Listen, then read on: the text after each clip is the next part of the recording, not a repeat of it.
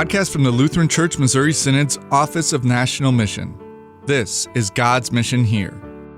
I'm Reverend Mark Kiesling, Director of Youth Ministry, and with me is DC Juliana Schultz, Program Manager of LCMS Youth Ministry. As a part of the Office of National Mission, we work to assist congregations and schools through districts to serve young people across our synod, and one way we do that is through campus ministry. LCMS U is what we call our LCMS Campus Ministry. These are intentional ministries across the country that care for students who are studying in our college and universities.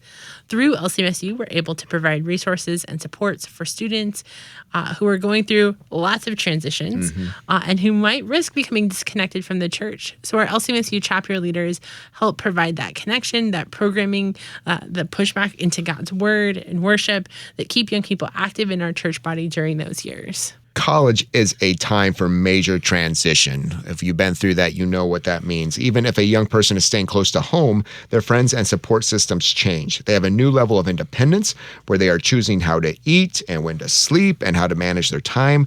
And while we hope we have prepared them well, we know they are going to face many new academic and intellectual challenges. And college students' home congregation continue to play a key role in supporting students who are away from home. Prayer and care packages connecting them to a new congregation are all ways that we see congregations live out God's mission here as they care for those college students in their walk with Christ. We also want them to have these campus ministries that support them during their time on campus. Both of these groups work together to help young people stay connected. We saw in research from a few years ago that young people who remained LCMS into young adulthood were twice as likely to say their church ministered to them during times of transition compared to those who completely left the church. We also saw that young people went through a major decline in connection to church when they went to college. Certainly some connect strongly to a church during college, and many returned following college. However, too many left the church never to return. We know that this disconnection can happen for a number of reasons. Some young people may be actively looking to disconnect from traditions and communities of their childhood. Others may be at campuses that don't offer opportunities to get connected to a church or a Christian community. Others have no intention of leaving the church at all, but they learn to navigate college life, the importance of worship and being in Christian community just gets pushed out of the schedule. We want to do our part to help congregations and campus ministries prepare young people for college and prioritize their walk with Jesus. And we also want to minister to current college students during the wonderful time of life. On our podcast, End Goals, we were blessed to interview Ron DuPree, who serves young people on both sides of this major transition. We wanted to share that interview with you today. Ron DuPree is a DCE who serves as Director of Youth and College Ministries at St. Paul Lutheran Church in Denton, Texas. For the past 21 years, Ron has served youth and families at the church as well as students at the University of North Texas and Texas Women's University. Ron is a graduate of Concordia University Irvine and a current graduate student at Concordia Irvine Townsend Institute for Executive Coaching and Consulting. Ron has served 3 other LCMS congregations in Hayward, Yucaipa, California, and Olympia, Washington. Where there is free time, he enjoys restoring an old Corvette, motorcycle riding, and dirt biking, and most importantly, spending time with his children and grandchildren. So what do you love about working with young people and young adults in your congregation, in your community? Oh, they always have a smile on their face. Sometimes they have a bit of a chip on their shoulder sometimes too, and I have to ask them, hey, what's up? What's going on? As a young adult, I think a problem can be really big for them as we've kind of gone through that ourselves as adults, older adults. We can say, hey, maybe that's more of a simpler problem that I wouldn't stress out about. But for a college student who's on their own, it's a big deal. So I just like being able to walk through those situations with them, to be in a mentoring role at some point to just kind of expand on whatever's going on in their life, just to maybe walk through that with them a little longer, a little closer, just to kind of give them encouragement and help them find solutions. I also enjoy just, again, seeing how some of these students that I've known for so long, just taking these different steps, going from confirmation into high school years, and then if they're sticking around in Denton for college, that I still get to continue that with them. the other enjoyable part I really like having is when they do go away to, say, Texas Tech or Sam Houston here in Texas, or even further out. I know there's a few that go to OSU. When they come back, we just make sure they know what's going on when they get back, that they can be included. Like for our Christmas caroling, make sure that they know ahead of time when we're doing things, so it's not a surprise. They don't miss out on it. That they are missed. That we look forward to seeing them when they return back to town. So those are. I'm probably just all over the map right now with all of this, but those are the things I really enjoy. I just really like being able to see them kind of taking those first steps of adulthood and coming back stronger, kind of going through the fire, of living life. And I think they come back a little more seasoned and a little more mature. And I like to just, after a few months pass, you don't see them, and you just, for those that go away for school, you definitely notice that change more easily.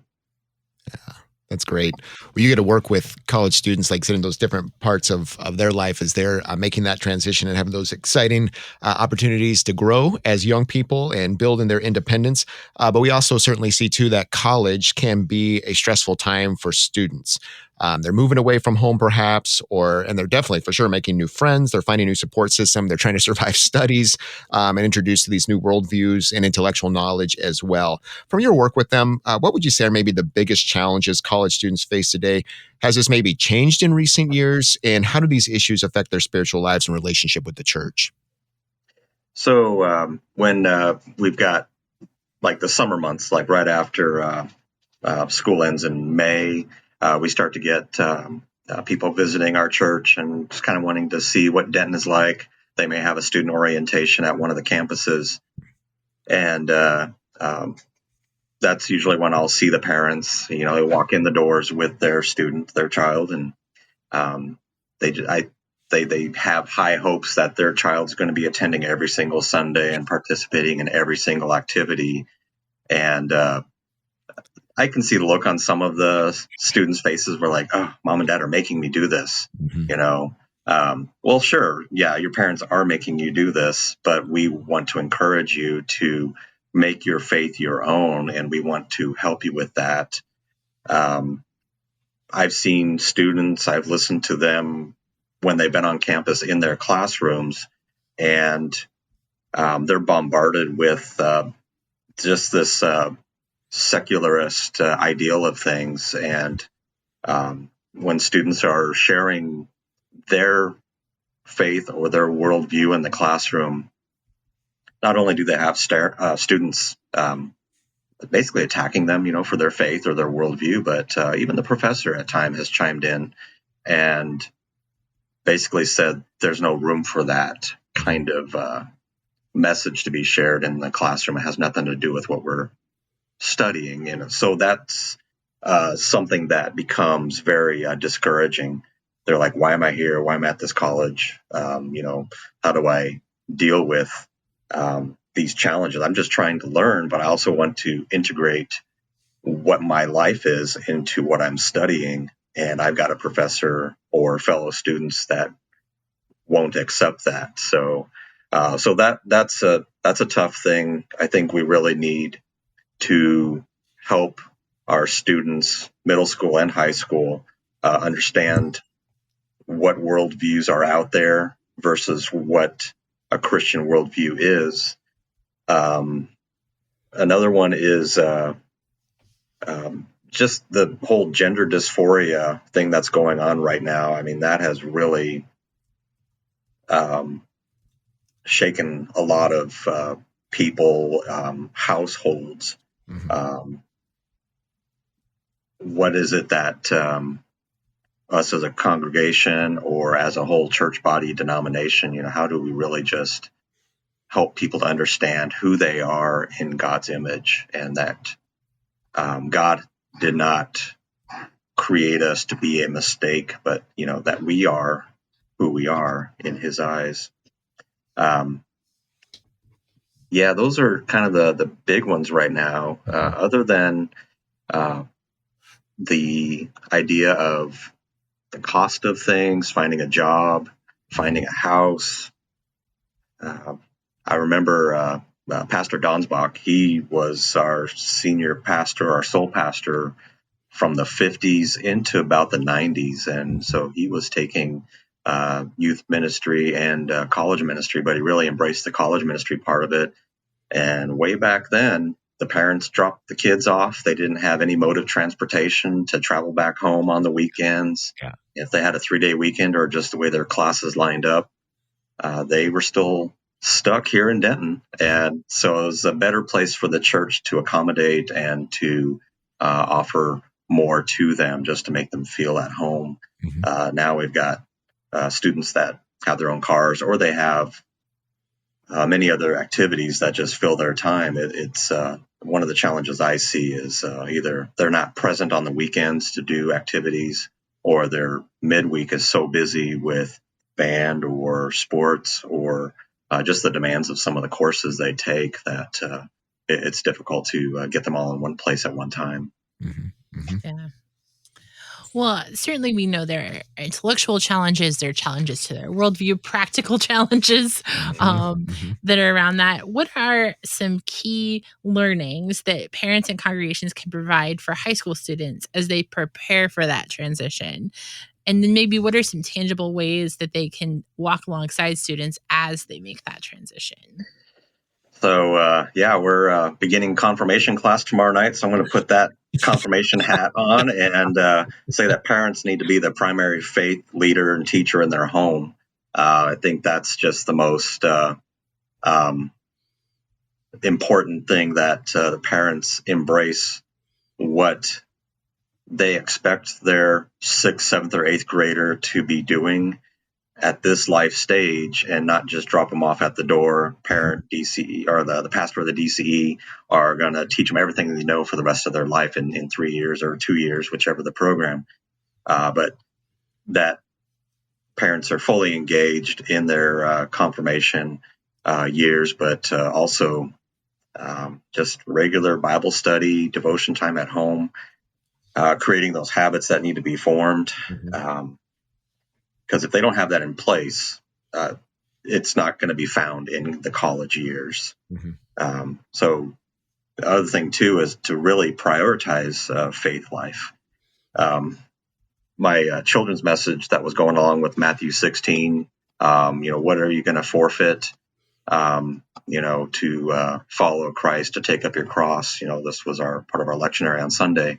And I just kind of did a little mathematical thing there, and more for the parents than it was for the 3-year-olds or 4-year-olds. Like how many hours are in a week? I don't know. But for us adults, we know there's a lot of hours in the week, and sometimes not enough. But if a child or a family went to church every Sunday and went to Sunday school every Sunday, so that would be 8 hours, you figure. That's still 1% of that whole time that you are devoting to your Christian life, not to include, of course, the other things going on in life, like school and homework and sports and band practice and cheerleading and whatever else there might be, but really to make a priority of your faith life. Still do those things that God has placed in your life that are achievements and the things that you want to succeed in, but don't let those take your focus off of God. So I think to kind of just finalize that, just parents really need to be involved in the child's faith life. Don't just hand it off to the pastor or the DCE, or if you have a missionary that's working in your congregation, don't just rely on them. The parents need to take the responsibility of their child's faith life. We've certainly seen where parents can be that glue through all those transitions, Yes. And also be great examples too to young people that when they face transitions in life, the parents do that. They focus on that foundation that is Jesus and the church through all those things to be strengthened, find relationships and connections, as well as be fed on God's word and sacrament. What a beautiful thing that is, and their walk with Christ. You mentioned a little bit about what you do to support students who grew up at St. Paul and then went off to maybe Oklahoma State, other schools outside of Denton. And so I wanted you to talk a little bit more about that, how you support those students who are away from Denton but grew up through your youth ministry, but also maybe you probably get to see some great things too of students who come from other congregations to Denton for college, and you get to see their home congregation still supporting them. What are some suggestions you might give to like a home congregation to support college students who are away from home, or maybe even close to home as well? Yeah, so I would say, one of the fun things would be, just a care package, just to just remind them they're not alone on the little island they are, way away from home. Just a text message, that's just the simplest technology you have, just to send a little hand waving emoji, just say, hey, we're still thinking about you. We miss you. We're praying for you. What's something we can pray for while you're away that we may not know what's going on. We won't hear back from you, or at least see you in face to face, for another few months. But what are some things that we can pray for you? Simple things like prayer petitions on Sunday, just to make sure the pastor can, just offer a petition for our students who are away, just to remind people where they are and who they are. Because some people say, well, where's so-and-so? It's like, they went to college 2 years ago, Some people just don't really pay attention or are focused on that. So it'd be helpful just to have them be reminded of these students are not just ditching church, they are working towards a degree. Mm-hmm. To also have the ability to communicate with the other pastors at the other congregations that these students come from, just maybe some open communication. If they're having a difficult time, maybe that difficult time has followed them to campus from where they were before. So maybe they're just dealing with some family issues that maybe one person may not have been able to help them through, but maybe someone else or a fellow student might be able to kind of help with that. Still asking permission of the student, say, hey, do you mind if we, just kind of see if there's any way we can help you further, and we can ask some others that you might know that might have some insight. With special events, that we have at the church, just make sure students are involved. We do an Oktoberfest. We do an Arts and Jazz Fest with the city of Denton, just to let them know that, hey, we've got a booth out there. Yeah, we always need people to help, but also we want you to be there just to be a part of this fun celebration moment as well, too. We also have some of the students help with ushering.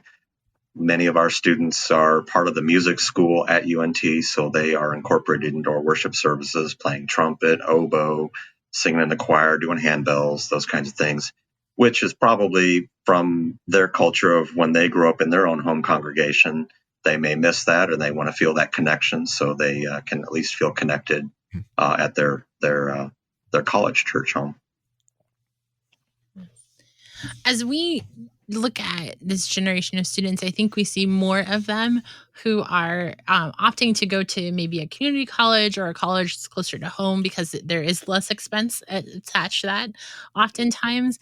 How do you, as you have students that are transitioning to college but also staying in your town, how do you uniquely care for those students? And is the church's relationship any different with that student once they transition into college?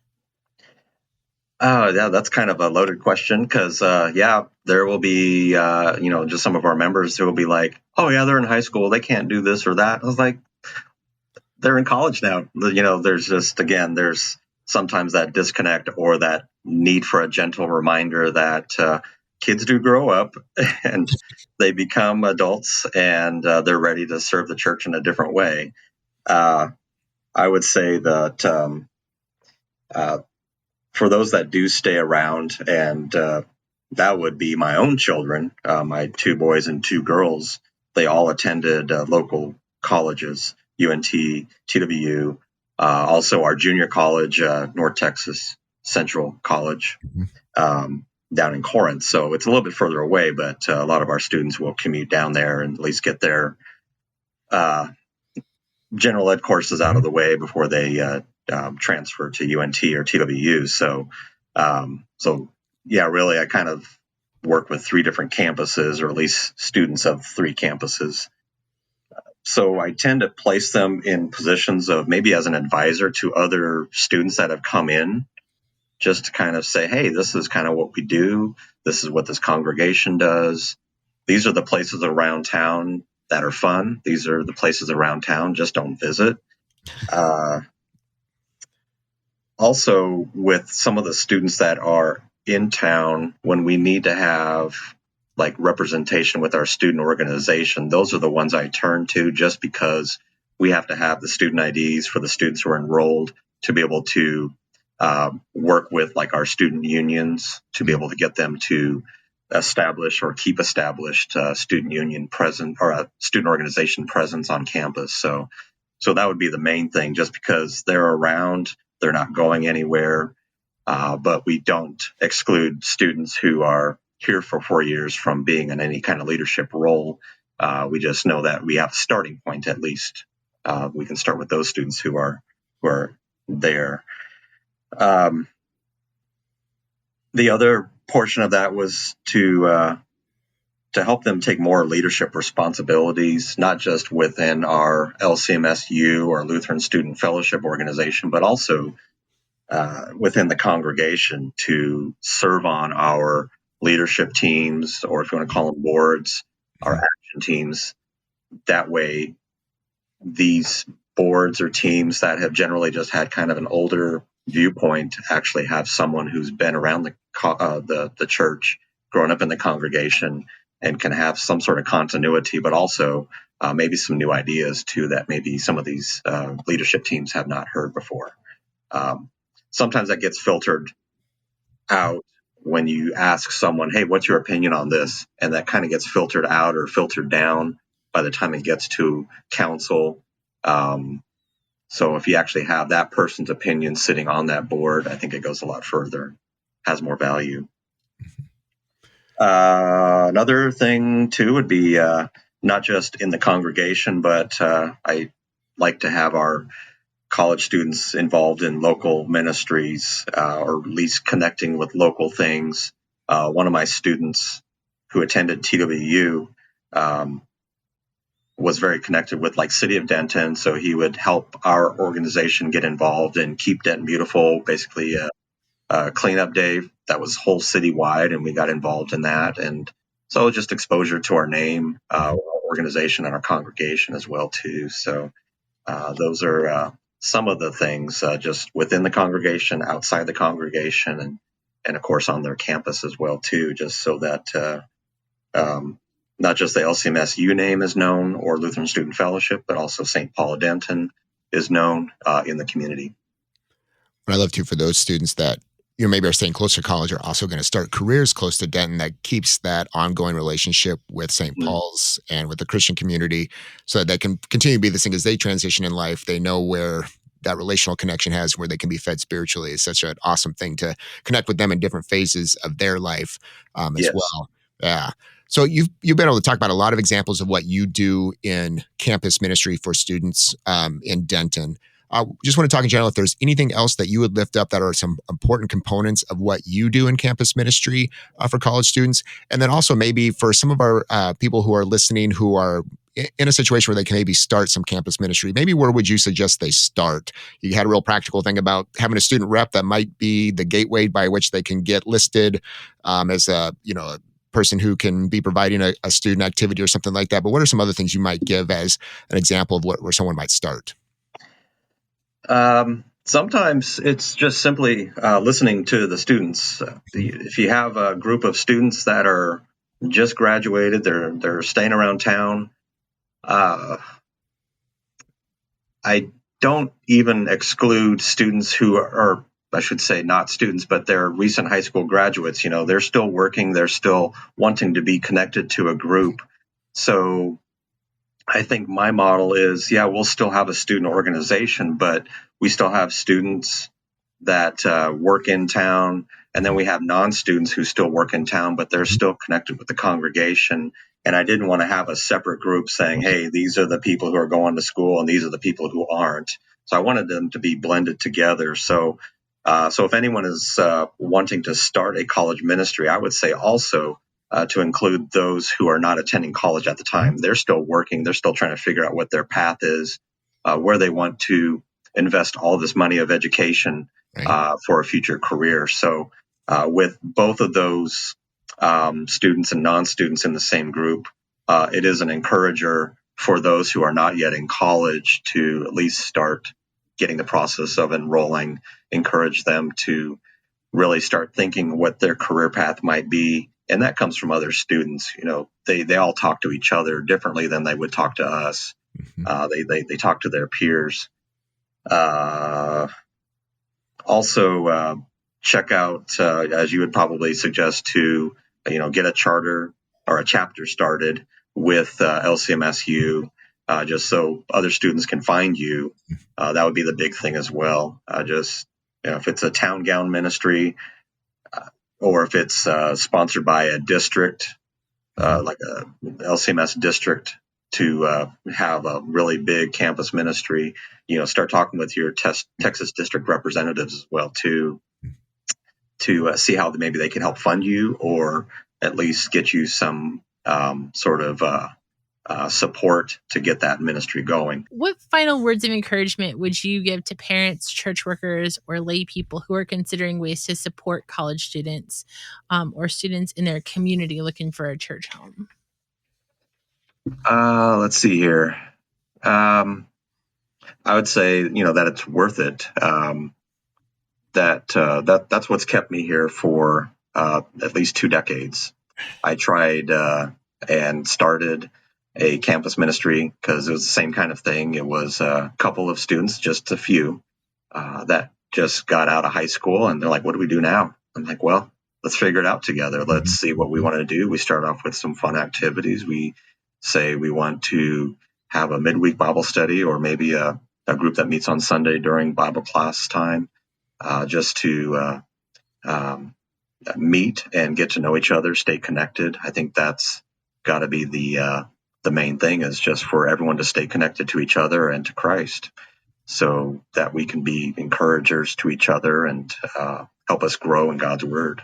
I guess the other encouragement would be just always turn to prayer in these situations where you're not sure about a particular path or direction you want to go with campus ministry. Prayer is always going to have answers for us, whether it's a yes or no answer. Also turn to your senior pastor too, and see what his idea or his vision might be for it, and gain his support to go on this path with starting a campus ministry. For those students who find a campus ministry that is active and going, make full use of it. We're there to support and to love each other, to help each other walk through some of these difficult times in life.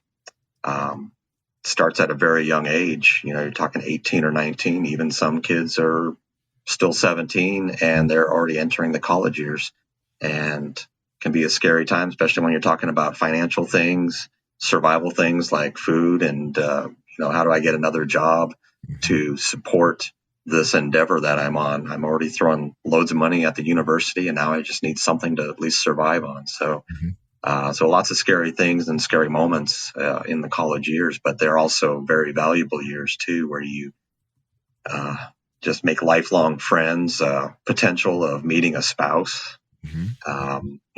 Just all these things are very important at this stage. Great. Well, thank you for all your insight and the ways that you serve there at St. Paul and Denton. Thankful for the way you invest in young people, and certainly keep connected them through that years of transition into college ministry and care for college students as well. God bless your continued work. Thank you very much. I appreciate it. Thank you both for hosting me on this. In terms of campus ministry, there is a wealth of opportunities to join in God's mission here. If you are a church that has an active campus ministry, we encourage you to register as an LCMS U chapter. It is free, and it helps young people to find and connect with your college ministry. One of those things parents can do with their young people and that congregations can encourage is looking for campus ministries and local LCMS congregations during a college visit and in the first few days on campus. We have a great student information form that's a way to help students connect with those campus ministries. A parent, church worker, or student themselves can fill out a simple contact information form and indicate which LCMS U chapter they would like to be connected with. We'll send that information on to that LCMS U leader who will reach out with more information. So really simple, easy, if you're not really sure how to make that connection. If you don't have an LCMS U chapter at your college or university, don't fear. Check out the church locator on the LCMS website. And under that, you can look, there's a little place to click for other, and then it says ministries. You're going to click college and campus ministries, and that's going to give you tons and tons of local LCMS congregations who are welcoming to those students who might be coming into their area. And parents don't stop being parents just because their child goes off to college. Even if there are miles in between them, they still can be fervent in prayer for the child. They can provide encouragement to their student to be involved in church. They can provide resources like devotional and Bible studies. And of course, they can be that listening ear as young adults process new ideas, challenges, and opportunities for growth. And of course, alongside additional major decisions that they need to make going through the college years. And we are thankful for Campus Ministries, who also equip students to share their faith in dorm rooms, classes, student lounges, and cafeterias. Many young people may not have a Christian worldview or know Jesus as their Savior. And through relationships and friendships, Christian students can witness to Christ so that others may know of his gift of forgiveness, life, and salvation. College is a lot of transitions, scary, but there's some really positive things that can come out of that as well. During this time of growth, they get a chance to live out those vocations, build new relationships that will allow them to share the love of Jesus with others. With the support of that home congregation and with an LCMS U chapter, prioritizing faith can become something that's not just encouraged by parents, but something that is a priority for that young person as they become a disciple of Jesus Christ for life. Thanks for joining us. If you liked what you heard, please leave us a review and don't forget to click the follow or subscribe button so that you don't miss out on upcoming episodes. God's Mission Here is a podcast that discusses Christ's gifts of forgiveness, life, and salvation, and how he delivers those gifts where you live and serve.